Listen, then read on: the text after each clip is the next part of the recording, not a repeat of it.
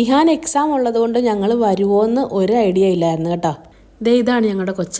4 വർഷത്തിന് ശേഷം ഇപ്പോഴാണ് കൊച്ച നാട്ടിൽ വന്നത്. ഇഹാനെ മാത്രമേ കൊച്ച കണ്ടിട്ടുള്ളൂ കേട്ടോ. ബാക്കി 3 പേരെ ഫസ്റ്റ് ടൈമാണ് കൊച്ച കാണുന്നത്. വീഡിയോ കോളിൽ സംസാരിക്കുന്നത് കൊണ്ട് പിള്ളേർക്ക് എല്ലാവർക്കും കൊച്ചപ്പാപ്പനെ നല്ല പരിചയമാണ്. അപ്പച്ചിയാണെങ്കിൽ രാവിലെ കുർബാന കഴിഞ്ഞ് വന്നപ്പോഴാട്ടോ ഞങ്ങളെ കണ്ടേ. ആളും നല്ല സർപ്രൈസായി. ഒരു മനുഷ്യർക്കും ഒരു ക്ലൂ പോലും കൊടുക്കാതെ കേട്ടോ ഇപ്രാവശ്യത്തെ ഞങ്ങളുടെ വരവ്. ആഷ്നയ്ക്കും ആഷ്ലിക്കും ഒരു കുഞ്ഞു ഗിഫ്റ്റും ഒരു ലെറ്ററും തന്നു വിട്ടിട്ടുണ്ടായിരുന്നു ഇഹാൻ. അപ്പോൾ അത് അവർ വായിച്ച് നോക്കിയപ്പോൾ ശരിക്കും ഇമോഷണലായേ. ഞാൻ അവനെ പ്രസവിച്ചതേ ഉള്ളൂ കേട്ടോ. വളർത്തിയതും എല്ലാം ഇവരാണേ.